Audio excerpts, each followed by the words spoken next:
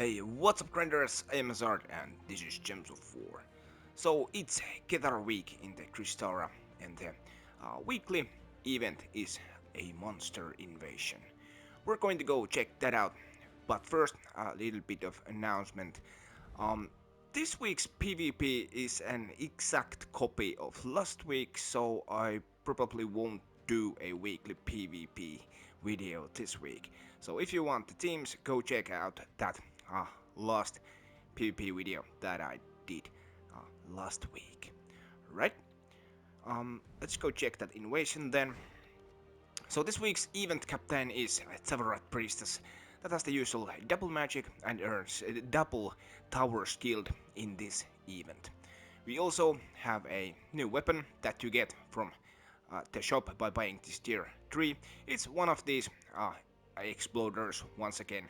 Stone Cutter explodes magic plus 1 brown gems and grants a random status effect to all monster allies and then summons a monster troop. Pretty much the usual deal, nothing special over here. And about the scoring, um, the average score in a perfect world is 584 towers killed per single user in a full guild. And tier 4 scores something between 560 and 592 towers. So you gotta buy tier 4 and also some tier 5s are going to be needed. Of course, if you have some guild member that goes deeper, that of course means that somebody else can go a little bit lower with these tier purchases. Okay, so about the teams, here is the first team for beginners. So we're using Shield of Urskaya over here in the first position that gives an ally magic plus 1 armor, which is boosted by all enemy attack. Then enrages and barriers them. And the upgrades are pretty great. This weapon has the um, shielding that barriers your hero, Radiant gives 1 mana to all allies, Sacred blesses your hero, and stuns the first enemy. Now this stun won't help against the towers because they are impervious and those cannot be inflicted with any kind of negative status effects. Okay, so we're using Setit Warrior, or actually double of these troops here in the second and third position. This troop gives magic plus 1 armor to an ally and then deals scatter damage equal to the ally's armor. So basically, it's kind of a Rowan kind of troop, except though that this troop only has the 1-to-1 boost ratio when Rowan has 2-to-1. So Rowan deals 100% more damage than this troop. But anyways, the idea is to buff up your troops and then cast this Setit Warrior on that buffed troop and deal massive scatter damage to the enemies. And of course we are using the Tavarat Priestess here in the last position because it has the double score and also it can be help with the spell cast. This troop deals magic plus 2 damage to an enemy, and if they are tower, deals times 3, times 4, times 5 damage based on the ascension of the troop, and then submerges 2 allies. Now, if you get this troop to a shiny level 2, it can actually submerge all allies. This can help with the true damage or the true scatter damage what some of the towers deal for lower level players, especially. Traits: all allied monsters gain 2 life, thick hide reduces damage from skulls by 20%, and the usual siege breaker trait that deals times 3, times 4, times 5 skull damage versus towers based on the ascension of the troop. Pretty usual deal, basic siege breaker over here. But pretty much you are doing the damage with Shield of, Setit Warrior when you have cast your Shield of Orskaya. I prefer to use a Titan class with this because Titan has a Dust Storm, right? Storm Aura. Also, the Rock Solid Barrier helps for real, and Lightning Strike can also help a little bit with the mana generation. Now, this team doesn't have a very good mana generation going on, but then again, as a new player, you probably won't like any kind of RNG dependent mana generation stuff. But there is this kind of gem over here that's Centurion. You could slap Centurion in place of another Setit Warrior, and then you could use that spell to your mana generation. Centurion, mm, converts all skulls to times 2 wild cards, and that is very powerful spell, especially as you don't really want to have those skulls on the board against high level enemies. If you don't have Shield of Urskaya yet, this is, by the way, um, Sentinel class weapon. So that means that you have to have 250 Sentinel class wins to acquire this weapon. If you don't have this yet, I'm sure you have. Let me see if I can find it. This one. This um yeah, I actually haven't had the need to pronounce this weapon ever yet. Golden sock? Cock?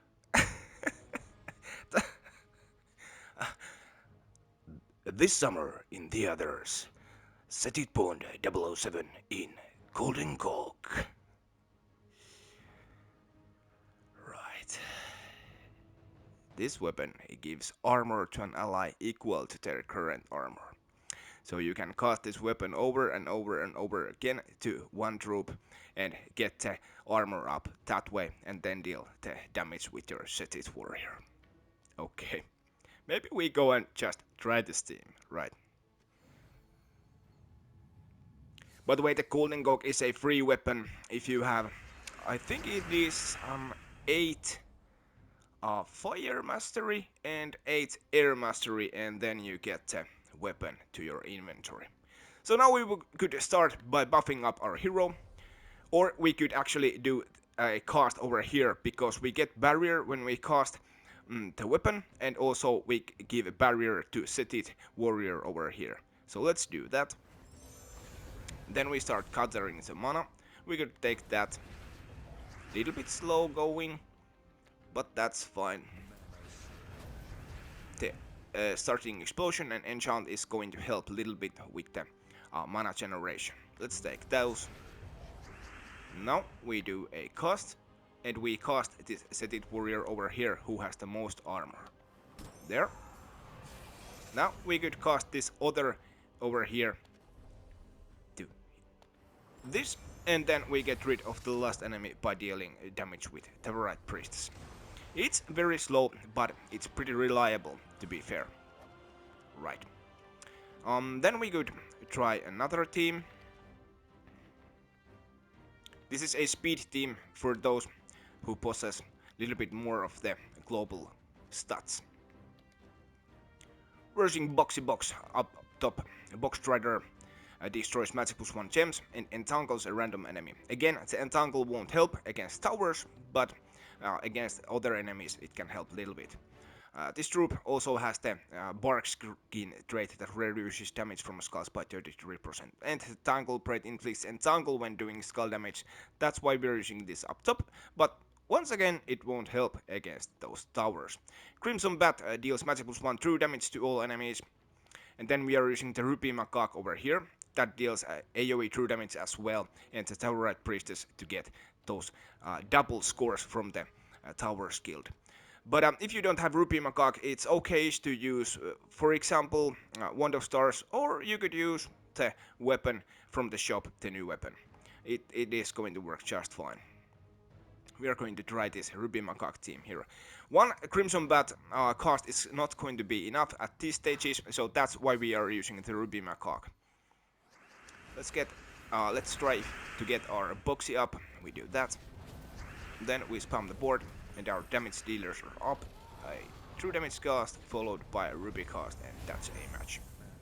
Pretty speedy. This is what I used personally to climb these stages. And when things get a little bit tougher, we have this kind of team.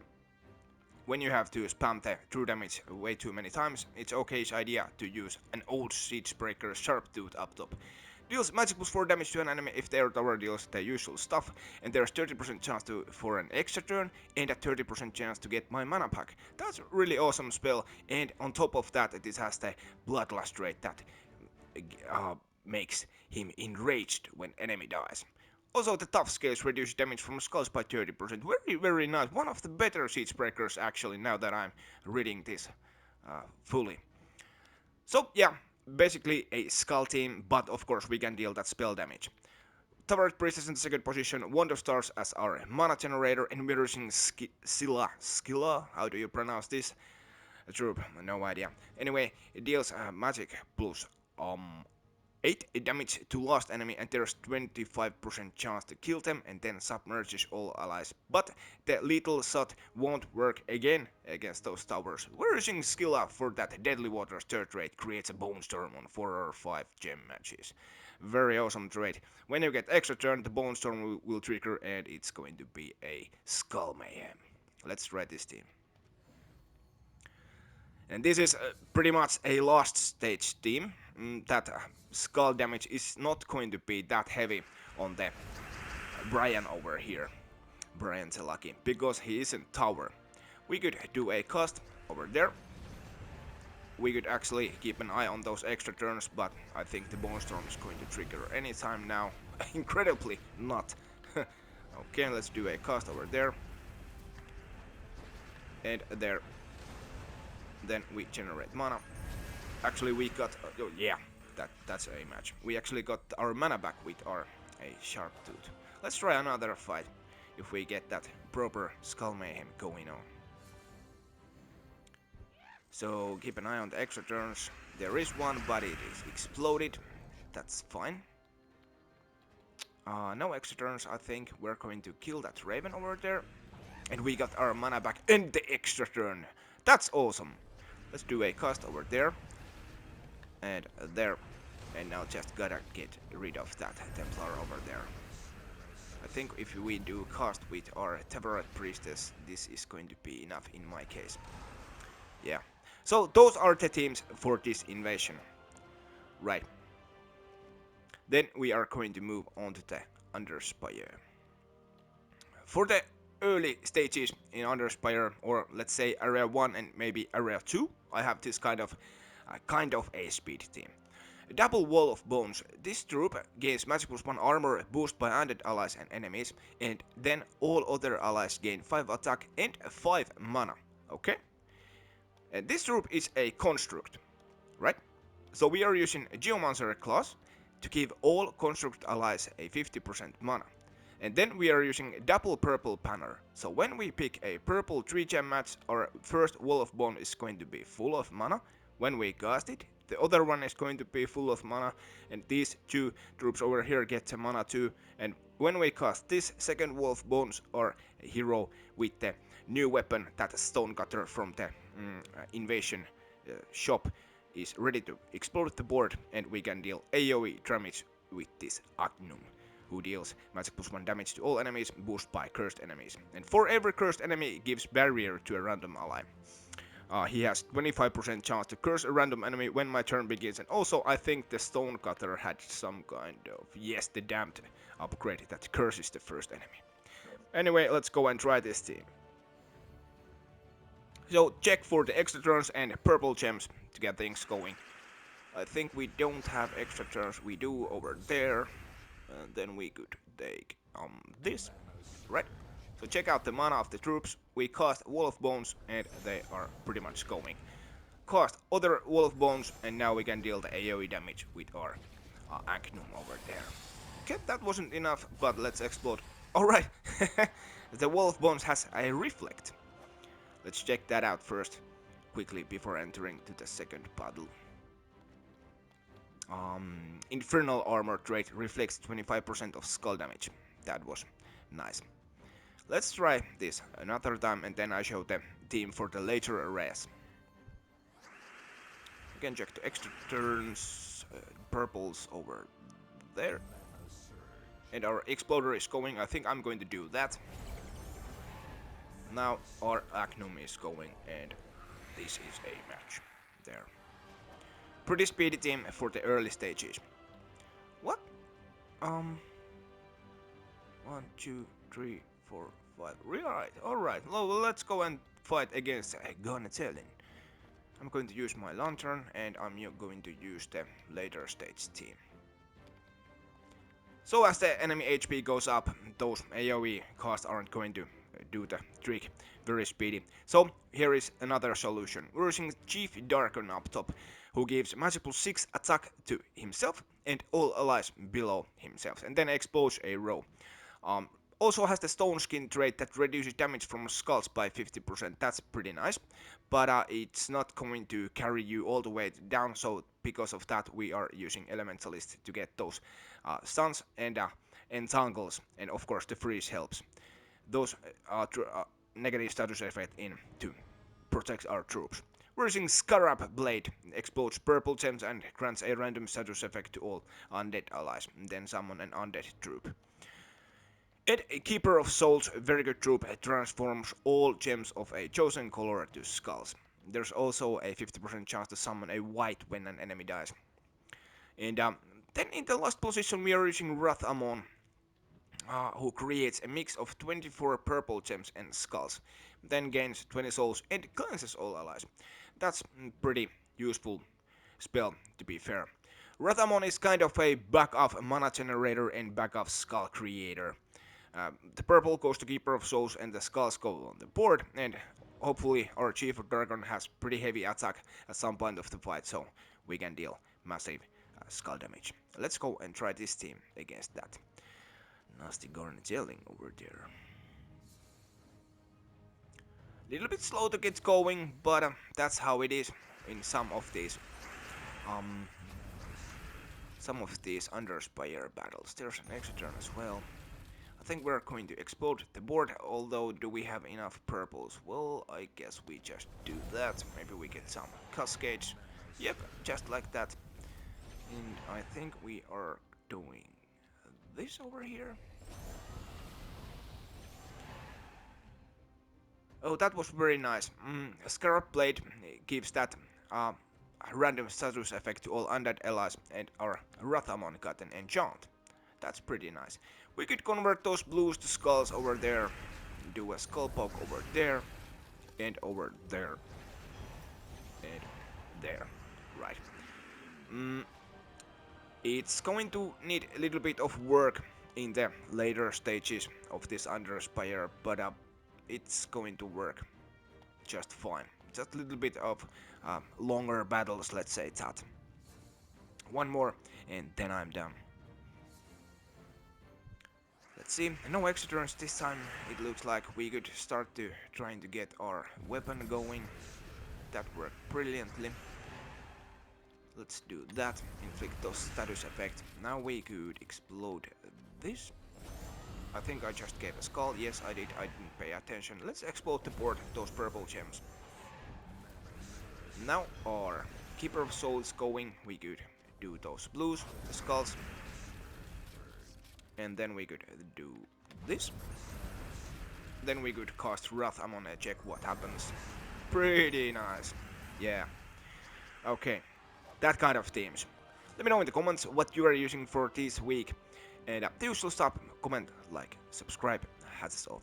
Peace out.